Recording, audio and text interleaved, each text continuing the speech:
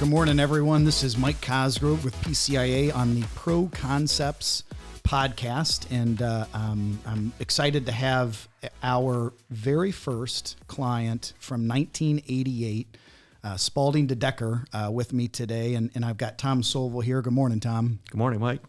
So Tom is the Vice President, Director of Land Development at Spalding DeDecker Associates, and we have literally worked with them for 35 years. My mother, actually, when she started the agency, met with Jay Shaw and some of the folks, and Spalding was literally our very first client. And so now we represent about 500 engineering, architectural, survey, environmental type firms. We also work with CPAs, lawyers, and technology, just so everyone knows what we do. But if anyone needs to get a hold of PCIA, my direct number is 810-224-5255.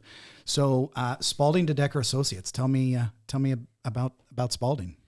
Well, it's kind of funny, actually. 35 years ago, we signed up with PCIA. That's when I started 35 years ago. Sure. Company had been in business for quite a while at that time. Again, we've been in business now since 1954, so coming up on 70 years. It's awesome. Rode a lot of waves, through the years and ups and downs, but we're on a big up. The wave keeps rising. We do all types of civil engineering. Again, I head up our land development group, so any kind of development projects. We do a lot of school work. We have a public engineering group that does government, municipal, MDOT, road, infrastructure projects, basically. Sure. Survey group, we have a very large survey group, one of the larger survey companies probably in the state. I think we're running 14, 15 survey crews, and we also do a lot of construction inspection type work. So, nice. So a good wide range of work that helps, with the variety and keeping people busy. Sure. So what would be like a project that just comes to mind, like in the last 20 years or something, that people would recognize? Like, hey, Spalding was involved with, SDA was involved with. Well, we've been involved in a lot of work down at the Ambassador Bridge. Oh, nice. Okay, sure. Lately, with the second bridge, we're doing a lot of construction staking. You'll probably, more of the projects that you'd be familiar with are the projects our survey group has been involved with. Sure. We've done a lot of staking at Little Caesars Arena, all the steel and foundations and footings. Okay. So those are the big name projects. From my standpoint, again, I love what I do because you can watch projects come to fruition, right? Yeah. To come up out of the ground, and we work in, I think we're working in probably 60 school districts right now. So you almost always have some kind of connection with somebody who's in those districts and can see those projects happen. And we're about to do 2 new K-8 buildings in Detroit and a new high school in Detroit. Nice. Big projects out in Saline. So and we're really spread out across southern Michigan mostly. Sure. That's awesome. Yeah. Fantastic. So the podcast today, what Tom and I talked about, culture is such a big component of every single one of our firms. It doesn't matter if you're an engineering firm like SDA, insurance agency like PCIA, CPA firm, law firm, whatever. So we thought what we would do is do the top 5 things to know about culture. And everyone's culture is a little bit different. So I think one of the first things we talked about was just the office not exposure. That's not experience, the right word, but experience, right? What would you say in regards to that SDA has done from a cultural standpoint? Sure. So I think it's really critical to your employee. You need to get that relationship built in the office, right? You want your employees to be friends, sure. To enjoy working together, to enjoy the office environment. And again, because of the challenge now of remote work, right? I mean, that's the big buzzword, and a lot of people want to work remotely, and we do have a work remote policy for a couple days a week, but we all do now, right? Right. You have to. We had to implement some. You got to be more flexible these days. Yep. But I do encourage my group to be in as much as they can. Sure. And so we try and make the office a nice environment to be, and it's really, we just finished this project, and our building is an L shape, right? Sure. And so there's a front yard and in the crook of that L, we built a really big deck with outdoor furniture and a fire pit and a commercial grill that just really is just wrapping up. And in fact, we're having a little get together today. Oh, nice. Out there. It's funny because I didn't get the invite, but that's... it was employees only. We'll have an open house. You'll be invited in August. I have seen this deck. I haven't seen it with the furniture, but it's, I mean, and deck doesn't do it justice. I mean, it's expansive. It's amazing. It's beautiful. So, and then the other component out there is the putting green. We put in a synthetic turf putting green. Now that I did not know. Yep. Okay. Yep. So really nice setting to have a get together, and so we're going to do a little group get together this afternoon. We're going to do an open house, inviting clients in August, and so it should be a really neat thing. And in the inside, we're always trying to keep up on technology, right? The big thing now is 3 monitors. People want 3 monitors because I guess it makes you more efficient. So we try and do that. You try and do what the employees want. Thinks it's going to help them and improve their productivity. So we try and do a lot of those things that help people and just build an environment of people who want to be there and be together. So it's funny you bring up about the screens. I was literally the last one in PCIA to go to 2 screens. And I was like, well, I don't need 2 screens. I can only do one thing at a time. And, this and that. When I went to, IT was like, Mike, everyone's going to have 2 screens. I'm like, okay, fine. I get the 2 screens and I'm like, it was like being let out of jail. Yeah, I'm like, what in the world is going on? Why didn't anybody tell me about this? So. I resisted for a long time. And then when I got them, they were just kind of small, 2 small screens. Not a lot of room on the desk. And then all the other guys are upgrading their sizes and say, Tom, you got to have a bigger screen. And so they brought the bigger screens in. And it's nice. It's a little more space on the desk, but that's awesome. It's easier to work with.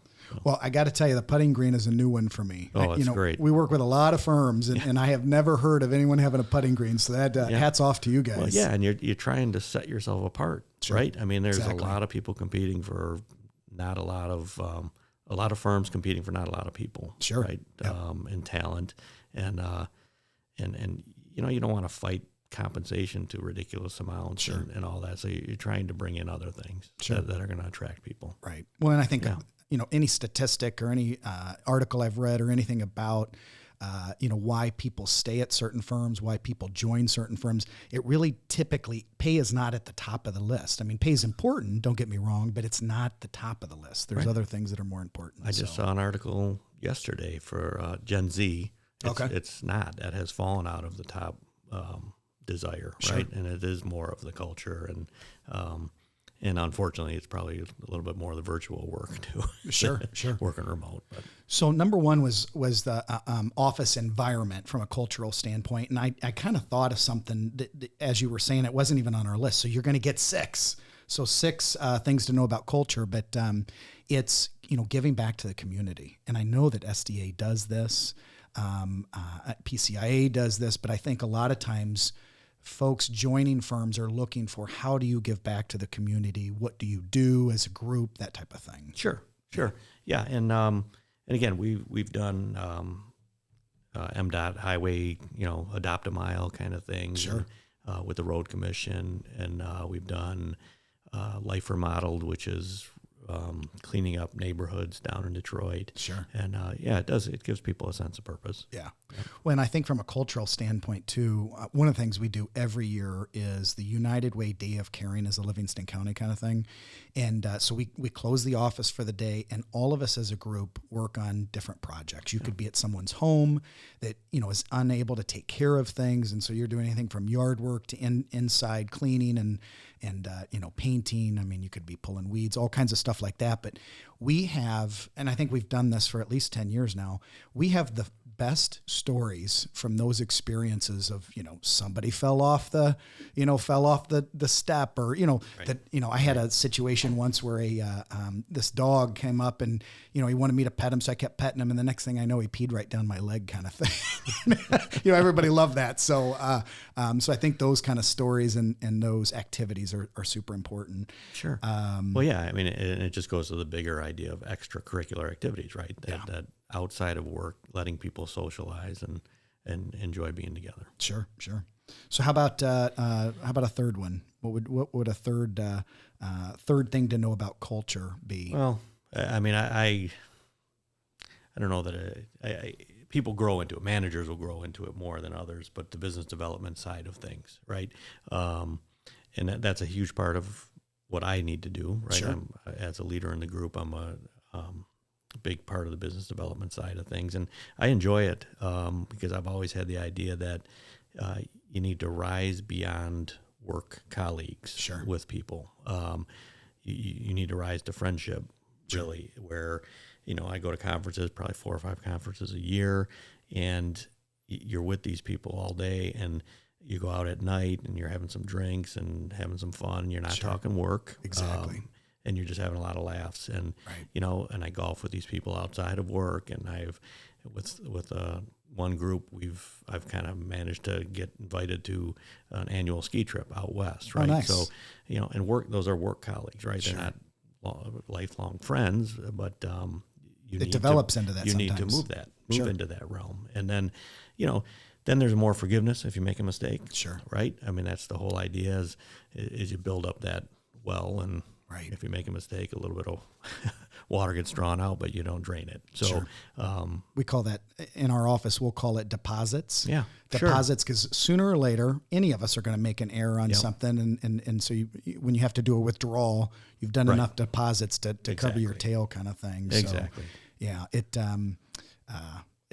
It's awesome. How about hiring? Any tips from a cultural standpoint for young folks coming in, maybe, right out of college or within 5 years of coming out of college? Any tips or things you've seen that you would recommend to the younger generations? Yeah. I mean, we're on quite a hiring binge. We've probably added 25, 30 people in the last year or so. Okay. And it's hard to find people. Oh, yeah. And trying to attract the right people is a challenge. But I've kind of learned something in my time over the last couple of years, really, is when it's really come to light, is that I'm going to look for the people who have the right attitude. Sure. Right? Have a great attitude. Their confidence is high. And I'm probably going to go for those people over the ones who have maybe the amount of experience that I would rather see. But I've made some hiring mistakes in the past. Every one of us. People who aren't, they were kind of, I don't know, quiet, shy, kind of nervous kind of thing, right? Sure. But the impression was that they would step up, they would nose to the grindstone, kind of sit at their desk, do their work. Maybe they're not a social person, and that's okay. But some of those people just haven't risen to where you want them to be. Right. They don't, I guess the way we're looking at it in the office is there's people who care about their work. Sure. And there's people who don't care a whole lot about the quality of their work, and you can't teach it. Sure. Right? It's got to be built in. Correct. So I'm looking for those kind of people who come across with that attitude. So that's important. Sure. It's something important that we look for. And when you're looking for more of the 5-year person, you need to have the combination. You need to have the experience and the confidence and the attitude. And I love when I hear from people that they want to be in the office and they want to be with people and have the mentorship and that's a good cultural fit then. Yes. Yeah. And, exactly. and the work people that they can bounce ideas off of constantly. And Sure. so I'm always looking for that kind of thing. And then one recommendation I'd make to young people who are getting near finishing college is the biggest deficit for people coming out of college is a lack of CAD. Sure. Everything we do is CAD, all the design, all the drawing work, everything. And if there's anything you can do to take extra classes, right, on the AutoCAD, Civil 3D, things like that, do it. Gotcha. Awesome. Because that's really gonna help you in your career. Sure. Set you apart. The other thing I thought of when you were mentioning about having the confidence, these young folks having the confidence, that is a very tough space. And I remember, and I've done a podcast on this, 25 years ago, I had to go through Dale Carnegie because I didn't have the confidence. And it really was something that I knew I didn't have the confidence. It came across that I didn't have the confidence. And I'm a huge component of Dale Carnegie. Dale Carnegie has a course that you can take, and actually we're hosting Dale Carnegie in our office currently on Thursday nights, and both of my kids are in the Dale Carnegie program. Really? This one was designed for more teens, but there are some adults in it too. So my 20-year-old is in it, as well as my 14-year-old. And nice. It's funny because when Dad says, "Hey, look, this isn't open for debate. Here's what we're doing. You guys are going to be here on Thursday nights," and they went into it not loving the idea, but now that they've done 3 of them, they see what they're gaining from it. Yeah. So, that's great. I did that probably 25 years ago. Plus. Oh, is that right? Okay. Sure. No, I did not know that. Okay. Yeah. It's I just think Dale Carnegie is like a game changer for folks, just helping you become comfortable in your own skin, just even having one-on-one type conversations. Sure. So, Yep. And I also believe that if you're not uncomfortable, you're not growing. You know what I mean? Like doing a podcast, this isn't the most comfortable thing in the entire world for any of us. You know what I mean? You got to sit a certain way. You got to stay so far from the microphone and all this good stuff. But if you're not uncomfortable at times, it means you're not growing. If you always stay in that comfort zone, you're going to limit yourself. Sure. And you are the maker of your own destiny. And I truly believe that. No, it's true. Let's talk about like lessons learned Sure. from a cultural standpoint. Yeah. Well, there's 2 ways I look at lessons learned. One is project based, right? Sure. And so our group, we try and go over that on a monthly basis at our monthly meetings, review any like particular thing that has gone wrong. People will bring up issues they've had. Obviously, the idea is to avoid it. Sure. Right. Sure. And so we're big on that. That's just a big mentorship type thing, Sure. right? Because again, my goal, as hopefully I'm phasing out over 5 years. I want people to learn, and I want it to be turned over in good hands. And, Sure. And you're never going to learn everything. I mean, it's just endless. 35 years in, and I'm still learning Absolutely. and seeing new things. Sure. But at least if new things come up, then you're ready and you know how to deal with it the Sure. next time, right? So we're trying to teach that.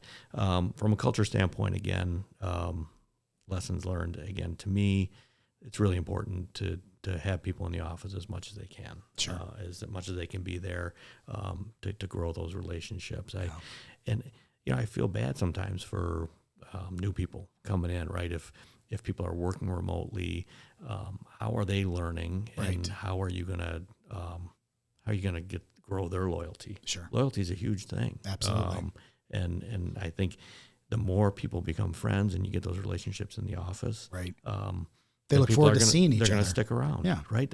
It makes the money even a little less important, Sure. right? As long as you're fair, it's fair compensation, and Right. If they really enjoy the people they work with, then it's going to make it hard to leave. Sure. Really hard to leave. So, so that's just become a really important thing. Absolutely. For me. So we do a Monday morning huddle at PCIA. So every Monday morning at 9 a.m., it's a, kind of round robin. Everybody shares what's happening on their particular calendar, things they need help on. But the other thing that they have to come to the table with every time is a lesson learned from the previous week. Okay. So everybody knows it. They're already prepared with it. I come in with mine as well. But my thought on that was, and we've done it for probably 2 years now, but my thought on that was that if we each documented and learned something from the previous week that we shared with everyone, obviously now we're learning at a much higher scale because we're sharing those lessons. And Sure. It's funny because I think at first everybody didn't love the idea, and now it's just like part of, I got folks coming in where they've got 3. Right, right. Well, initially they're probably a little embarrassed, right, if something went wrong, Sure. But then they see that it's happening to everybody. Exactly. And none of us are immune to it. So. Exactly. No, that's exactly it. Let's see. So I think our 6th one, I think we're on number 6 now, was satellite office and organic growth and all that good stuff. So satellite, we've grown, and we are strategically opening offices and places that we think are going to benefit us, right? Sure. And some of that's driven by finding the right person in those areas to start those offices. We tend not to ship people to transfer people, right? From corporate? From corporate yeah. office? Like we have a Grand Rapids office. We didn't move anybody out from Rochester Hills area to Grand Rapids, it's tough to find people who want to do that, right? Sure, So you got to find the right people out there. All of our satellite offices right now are within 2 hours of our main office. So that makes it a lot easier to make trips to those offices. Somebody from our office is in there at least probably a couple days a week. Oh, that's nice. And as opposed to several years ago, we had purchased a firm down in Texas. Okay. And it was a nice firm. It was a nice family-owned firm, probably had 6-7 people in it. And sure. But it was just really hard. It was hard to change the culture. Sure. Because it was very well ingrained down there as a family firm. And being in Texas, it's just kind of a different mindset. Texas is like its own country. Yep. I mean, they I love Texas. You know what I mean? But it's right. They typically have a very strong relationship. Yep. Yeah. Yep. And so it was hard with the distance, because we couldn't have people there very often. Yeah. Right. And so that ended up kind of going down the tubes. A lesson learned. Right. Yeah. A lesson learned. And so we've stayed more local Sure. with what we've opened up. And again, like I say, a lot of our openings have been driven by finding people. Okay. Right. Like we hired a guy in the Lansing area and we opened a small office there. Okay. Because we think there's good promise there. We think he's a great business development type mind. Sure. And so we're giving that a shot. And, sure.